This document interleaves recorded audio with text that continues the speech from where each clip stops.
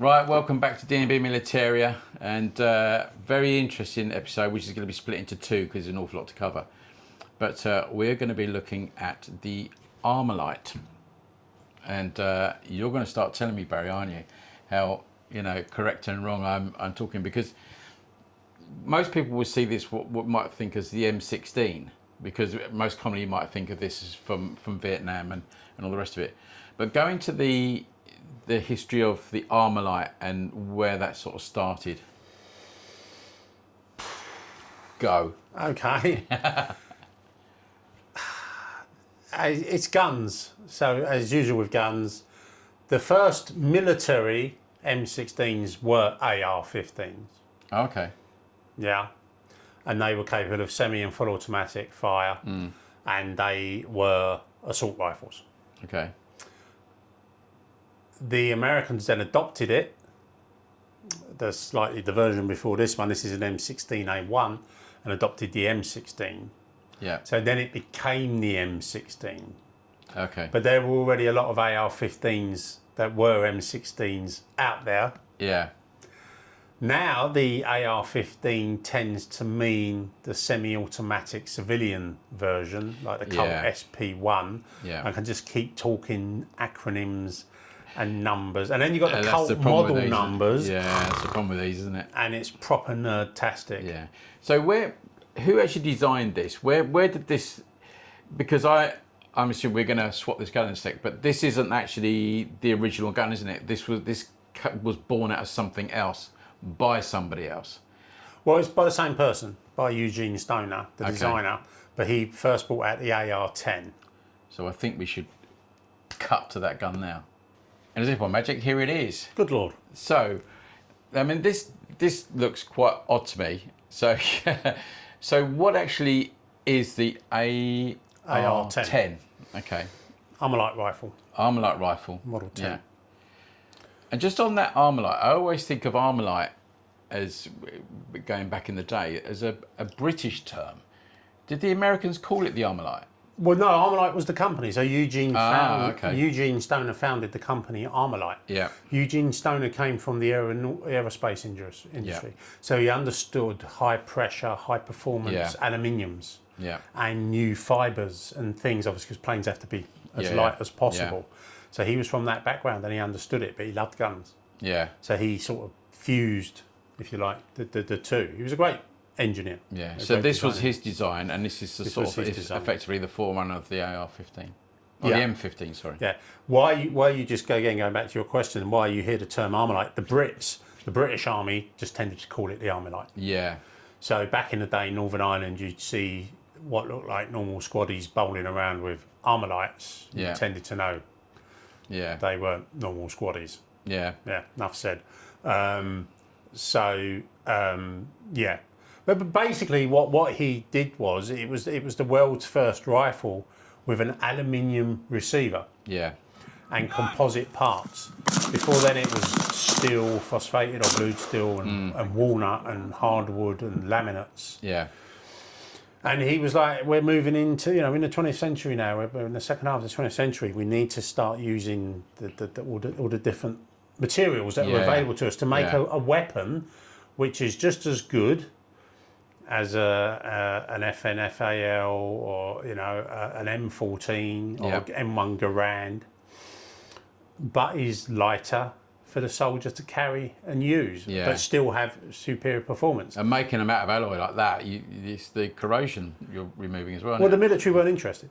Really? The conventional militaries, the US military, it's aluminium, don't be stupid. Yeah. So he literally had to go around a bunch of generals and Air Force generals and admirals and say, no, look, here, try and break it. This is brilliant. And it's, T6 aluminium, 7075 aluminium. There's these high performance. They're basically the same type of alloys and aluminiums used on landing gears of fast jets. Oh, okay. So they're proper. It's got to be incredibly strong in it, Proper strong. Yeah. So take me through, I mean, I can see a few, from this side anyway, I can see some differences between this and the M16. So take me through the sort of differences between the two and what we actually got. I'll give you that. I'll move this out of the way. Okey-dokey. Well, first of all, it's a 7.62 NATO calibre. Oh, okay. Yeah. with a waffle mag. Quite good mags actually, and the very first M16 5.56 magazines were waffle. All right. It was too complicated to make. Yeah, I mean, it makes it more rigid, doesn't it? If you put flutes in it, essentially, you make it more rigid. Exactly. Yeah. The big difference everyone spots is the cocking handle. The amount of times I've picked this up and done that, and the cocking handle is here, which makes sense. It's an interesting design, isn't it? Yeah. Well, it reciprocates.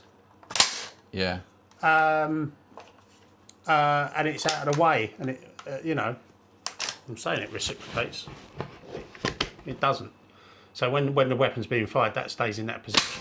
Okay. So there you go. Yeah. The very early ones did, but then it was like fingers got caught and. Well, that's the only thing I can see with it. Yeah, there's that you've got this sort of enclosed area, haven't you? Yeah. You could get something caught in there, and it's, and Yeah, you've got to try and free but it was out of the way. It made sense. And it's not a bad system. It's not the end of the world. I mean, the French FAMAS kept it. Yeah. And that came out in the 80s. Right. Yeah. So it works. Dust cover, Yeah. hard chromed bolt, which again, the early AR-15s had a hard chromed bolt. Yeah. It was too expensive, they did away with it. Hard chrome bolt, lined barrel, really good. Yeah. Really good for a military weapon. Still got the dust cover, magazines in the same place. Again, really ergonomic, like all the Armalites. It was really fast to reload. The bolt holds open after the last shot. Slap another mag in. Yeah. Slap that. Yeah. Bish You're ready bash to go. bosh, you're ready to go. Yeah. The difference that throws most people out on most of the AR-10s, except the Portuguese NATO one, is that the middle position is safe. Okay. And that mucks you up. Your muscle memory really doesn't like that. Got to take my glasses off. Yeah, and then the what would be the safe is full automatic. And then what would be full automatic is semi-automatic. Yeah. So it's a little bit confusing. You do have to be careful. What they found was if it's in safe and then you go along the ground, it gets dragged and into full auto. Oh, okay. And then if something touches the trigger, you've got a multiple negligent discharge. Yeah. So it made sense to change it to the system they did. Yeah. The other thing I noticed it doesn't seem to have, and correct me if I get the wrong terminology, is the bolt pusher. Again, the first M16, the early full automatic military AR-15s and the M16, they never had the forward assist. Yeah. They never had the forward assist because they had the chrome-lined bolts, the chrome-lined barrels, the correct ammunition. I mean, it's a total other different episode on how badly the Kennedy administration mucked it up. Yeah. But we'll never know how many US soldiers died. Yeah. Needlessly in Vietnam because of it. A real crime. So these didn't really need it. And I mean, it's 7.62, so it's much more powerful. Yeah. But apart from that, it's much. I mean, the sights are adjustable. Yeah. Multiple range, which we never saw until the M16A2 Okay. pattern. Yeah. So that was something that skipped a generation and then was incorporated. So the sights were actually better. So was this gun actually designed? Did it actually see action? They did see weirdly. Suriname and weird countries again adopted it. Yeah. And yes, it did see action. The Portuguese version, which has a sort of half-length handguard and a steel shield and a grenade launching attachment, and again with a safety catch you actually would know how to use. Yeah. Really the best version of the original AR-10. That saw extensive combat use with the Portuguese. The Portuguese paratroopers in Mozambique. Yeah. Angola. Withdraw from empire stuff in Africa, colonial wars. Yeah, it saw extensive use. It's a brilliant gun. Yeah, I've never seen one. Yeah. It was a commercial failure. Oh, okay. It was an utter commercial failure. It should have. When you gotta be in the comments, but compare it to an FNFAL. Definitely, brilliant. G3. Yeah. Very comparable and lighter, and it doesn't kick because you've got this straight. The barrel and everything's in one line, which was a feature of all the Armalites. Yeah. The recoil goes straight back into your shoulder. It goes back, not up. Yeah. So on full automatic, considering its weight, because it's got the aluminium receiver, and it's firing 7.62 NATO, very manageable. And again, we very rarely fire on full auto anyway. No. It is a rifle at the end of the day. So let's move it on then to the gun that people more recognise, which is the M16. Yes. Why do we keep wanting to say M15? Well, let's get the M16 back on the table. Okay. Right, so we're now coming on to the gun that everybody really recognises. And what always stands out for me with this is the smooth stock. I always found that very odd. But after looking at the M10, so the M15, 16, why do I always get that wrong? I don't know. I get always confused with it. But now look at the differences in compared to this then. What are the differences and the immediate things that you see with this that which they changed? So the US military loved elements of the US military loved the idea of the AR-10. Yeah. But they had the M14 in spades. Yeah. And the Vietnam War was beginning. There were lots of advisors over there, a lot of advisors. Advisors in inverted comma over there. You had Kennedy, who wanted Vietnam to be a thing. The domino theory, that if Vietnam fell to the communists, then all of Asia would fall to communism. That was their theory. The British told them no, but don't listen to us. So this was developed. Yeah. And it was... Was there a procurement process at the time for the US military? No, again, Eugene Stoner was really... Although that was a commercial failure, it wasn't Armalite's fault. Yeah. Armalite couldn't sell outside of the US because of these laws. And I'm a little bit hazy on this. Again, there will be people out in the comments. So they set up a company, Armalite Incorporated, in the Netherlands, in Holland. And they were the guys who totally mucked it up. They were the guys who totally, you know, as I said, they sold to Sudan, not Suriname. They sold to Sudan. They had limited sales around the world, but we're talking like 20,000 guns. Not a lot in military terms. So Armalite pressed forward. I'm not sure if he did it because he thought no one wanted a 7.62 weapon. The Germans had the G3. Most of the rest of the free world had some version of the FNFAL. The Americans had the M14, although they were moving over to lighter systems. So I don't know if that's why he developed 5.56, but it was definitely a good thing he did. So the it was actually the US Air Force came from this gun then. That was 5.56 already existed. I wouldn't say the 5.56. I mean, it was a hand-in-hand thing, but it wasn't designed exclusively for the Armalite.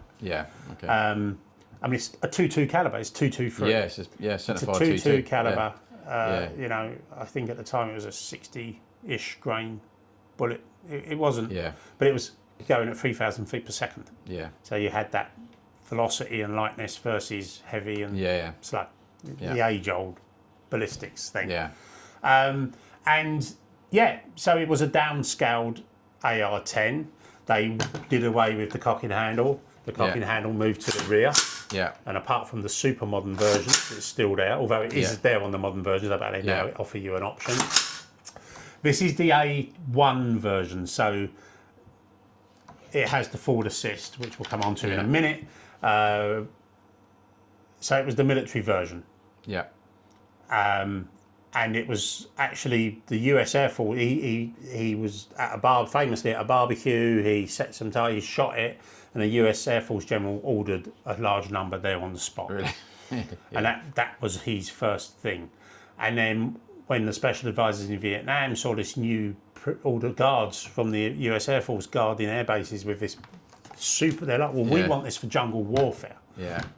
And it went on for that. It's a much more complicated story than that. And I've probably got a few tiny little facts on, but as an overview, and the gun itself, that's where it came from. And the M16, so it was still the AR-15 then. So as I say, going back to the British, used it. Interesting fact. The Americans were not the first to use this in combat. So I hear. Tell more. It was the British. The British were the first to fire the AR-15 /M16 in anger, and the guns they had were AR-15, and they didn't have the forward assist. but they did have the chrome-lined, the chrome-plated bolt, the chrome-lined barrel, and the three-prong flash hider, not the birdcage flash hider. And they were using them in Borneo. Oh, okay. Gurkhas, the Guards and the SAS were using these. How did that come about then? So what, do you know how that came out? They saw it Yeah. and went, we want it. And they're fighting a real war, an insurgency war. Yeah. And they got it.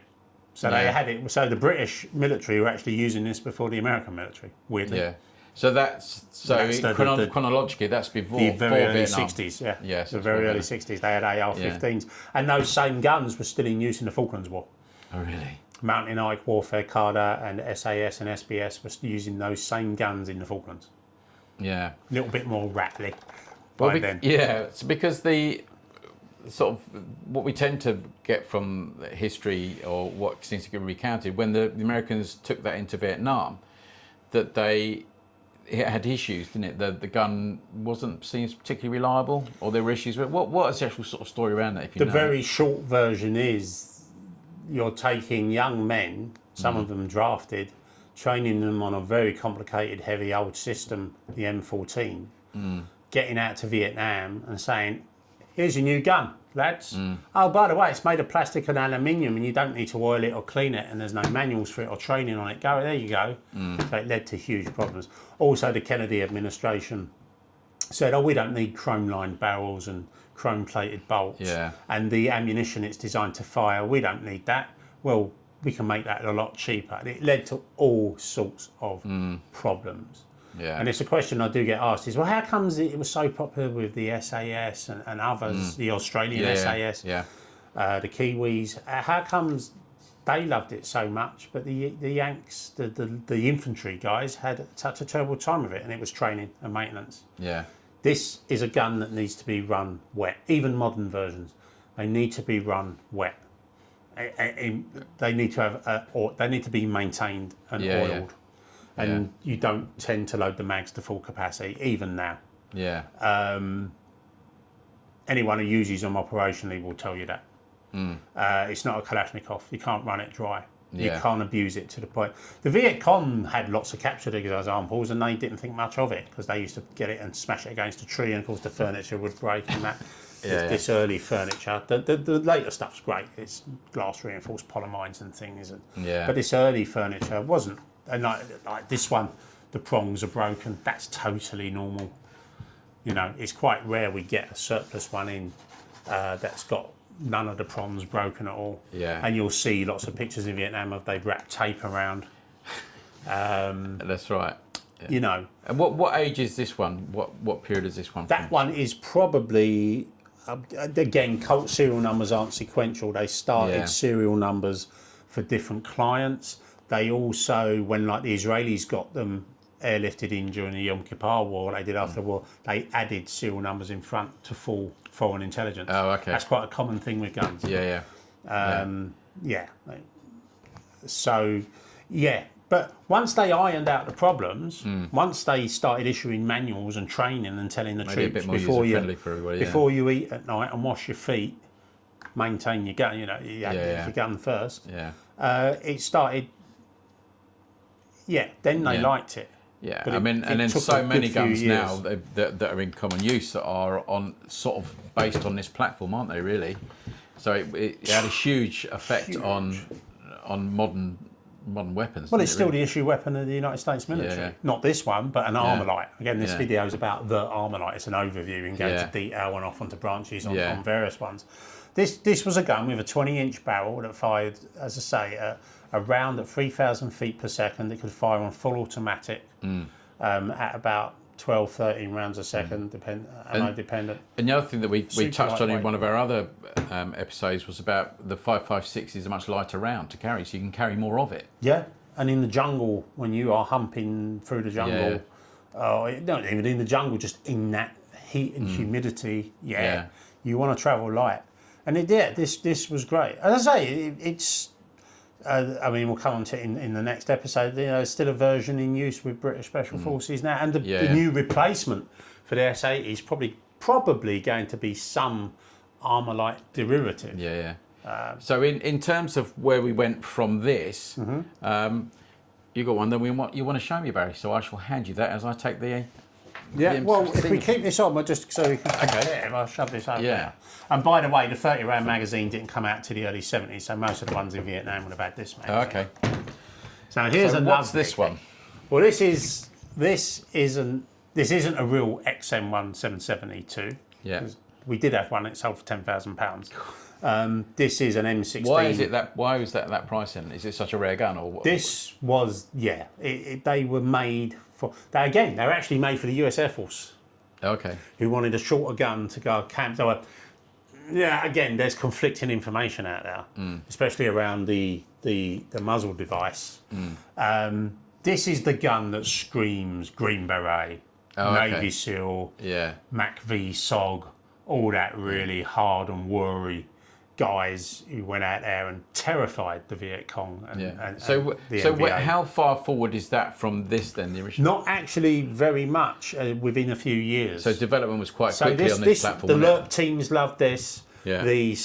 Once they ironed out the problems, the Green Berets never had a problem with this because they maintained their weapons. They were very well trained. Yeah. But they wanted something. Jungle warfare is, you might only do 500 metres a day sometimes in a small patrol. Yeah. And the distance is measured in tens of metres, your actual combat distances.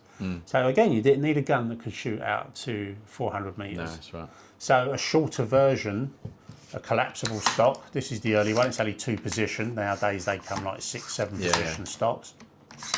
But it's just smaller and handier. And what's this model called then? What do they actually call that designation of a Well, there's 2. There's the XM177E1, which has a slightly shorter barrel. Yeah. They had some problems with reliability on that. So they came out with the XM177E2, which had about another 1.5 inches of barrel and a slightly modified. So that's in America, this is classified as a sound suppressor, not a flash hider, because it actually has baffles inside. Now, again, I've heard 2 versions of this, and I don't actually know which one is true. So there's the version I like and the boring version. Well, give us the one you like. The version I like is this was designed to make the gun sound like a Kalashnikov. Yeah, well, I can understand that. Which is if you're operating in small teams behind enemy lines and you need to crack off some shots, and it sounds like the locals' weapon. Yeah, they think friendly fire, fine. Something's happening, but can't be bothered. Yeah. If they hear what is obviously an American weapon, they're going to converge on you from all directions. Yeah. So that's the version I like. I've seen YouTube videos that say that, and then you can't really hear it on the the quality of the sound. Other people say that's rubbish. It was simply designed like this to minimise recoil and control the flash from such a small barrel for a round that is designed to fire from a 20-inch barrel. Yeah. And it does much better out of a 20-inch barrel out of any other barrel length to this day. US Marine Corps still use a 20-inch barrel version of the Armalite for that reason. But this is just an iconic gun. Yeah. It is the iconic Special Forces gun. Again, the SAS had them and the SBS had them literally at the same time. And the Americans did develop this. Yeah. 100%. And it was the American military that had input into this with Armalite. But the SAS pretty much. Because you have to remember, there were British SAS soldiers on attachment to, just by chance, happened to be on attachment to the Aussie SAS. Yeah. Who were in Vietnam, and we'll have them. Because that suited their bread and butter work all day long. It's actually slightly heavier than the M16. Just because of this part. Not much, just a little bit. Yeah. But they're just a fantastic gun. The iconic Special Forces gun. And just very rare. Even this is a mock-up. So this was a 12-inch barrel Israeli one with a birdcage flash hider on. Yeah. And someone's put a steel, and it's a real one as well, a steel XM177 flash hider and locking nut on it to make it look like an XM177, but it's fantastic.